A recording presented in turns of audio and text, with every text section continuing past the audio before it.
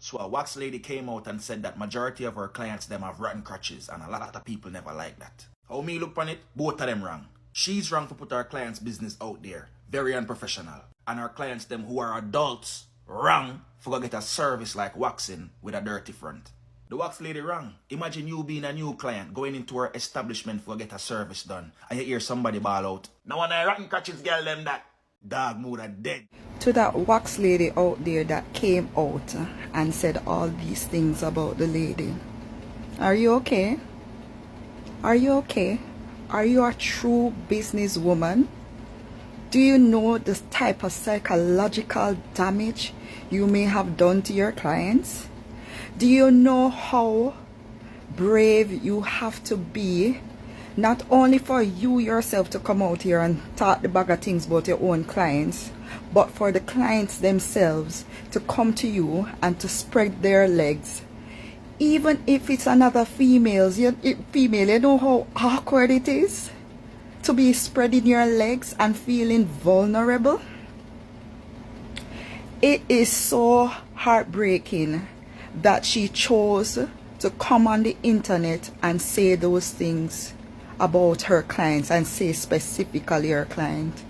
You could have generalized it and had a teaching moment, and you can say things without directly saying things. It's like when I say that, you know, pretty kitties and how things don't look right, smell right, or feel right, and put things on the screen to heighten when you don't have a pretty kitty, or how you can, what you can do to maintain your feminine hygiene, especially the kitty region, aka your vagina. Now imagine if me, Amanda Nugent, midwife, back in Jamaica, because I mean, even here when sometimes I have to do perineal checks, if I came out here and said these things, oh, my patients' vaginas, they don't know how to clean themselves and it stinks. No, girl, no. Imagine that. You know, the encouragement and the confidence I have to give my clients to come to me to do pap smears after work. You know, the reassurance and the reminder that not every vagina will smell the same after you've showered, you know, and had full days of work. Or, I mean, not everybody is gonna come to clinic or to your salon directly after having a shower. And that's why you're not a good businesswoman, because some persons come after the gym, some persons come after work. You have severely limited certain persons from coming to you now. Think about it. Imagine if I did that and say, oh, only come with a freshly washed vagina to do your pap smears. You know how much people can't come because they cannot come at 8 a.m. to 4 p.m. And that's why we had evening clinic to capture the ladies that have work. And some people come in between where they come on lunchtime because they know Nurse Nugent got them. Nurse Nugent won't judge them, because no matter what you want about it, even you yourself, little full woman, your pum pum don't smell the same after you've had a shower and your pee pee.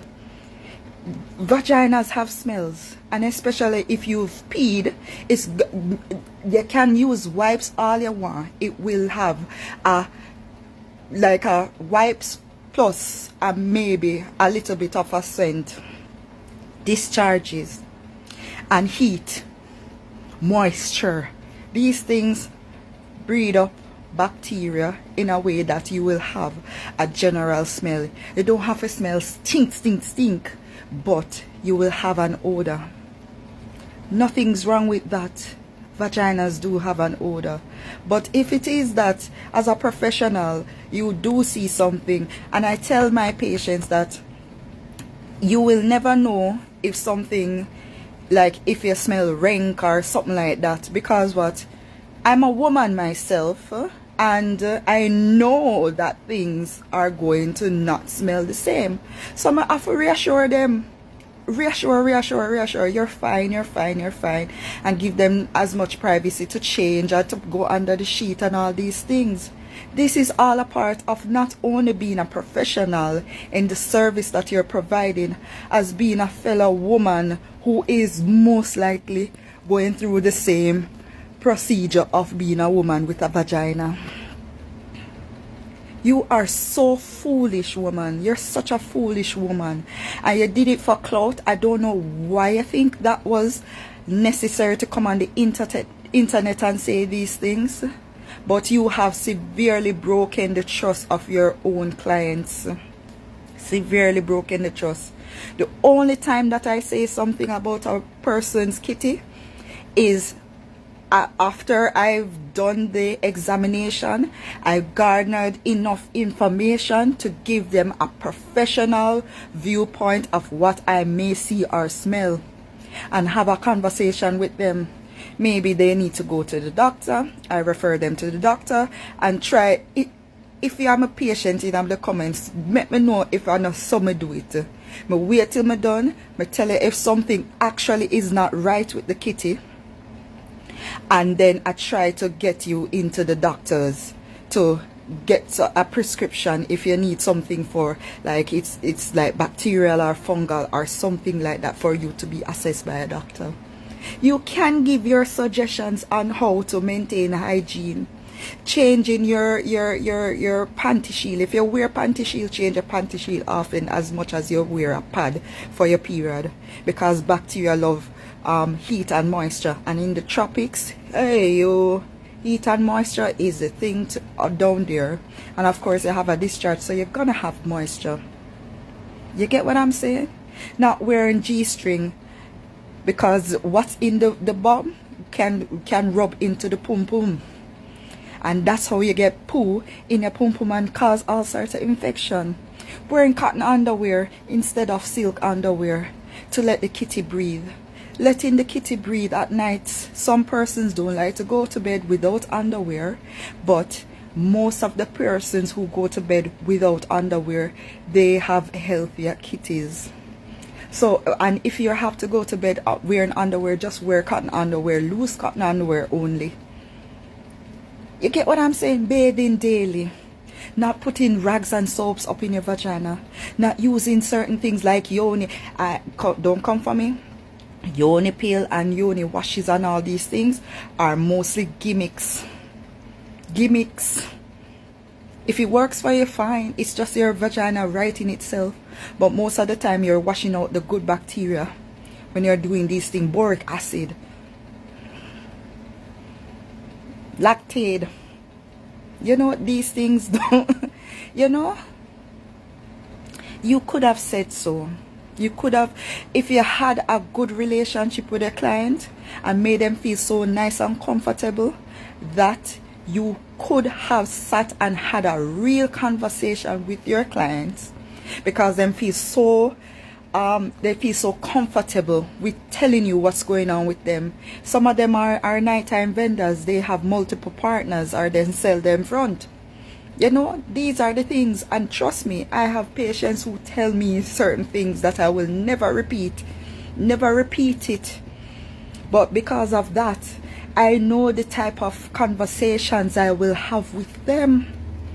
You know, build a trusting relationship with your clients so that you can have a honest conversation with them. Nothing is wrong with having a honest conversation with them after you've done the deed.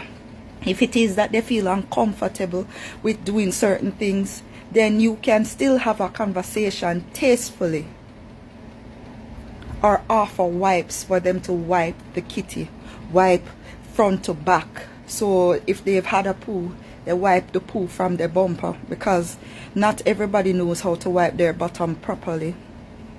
You get what I'm saying? But for you to come here and say all these things, it's crazy. It is really crazy for you to say all these things.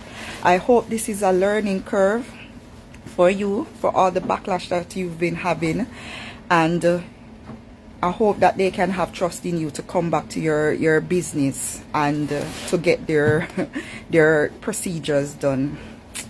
But you know, Never fear persons saying things, because you know yourselves and you know what you're about. But it is what it is. You've made a mistake. I hope you take down that video, because it is crazy. It really is. I can't believe that she would have really come here and said all of these things.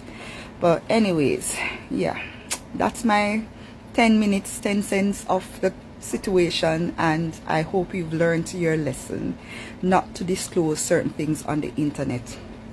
Yeah.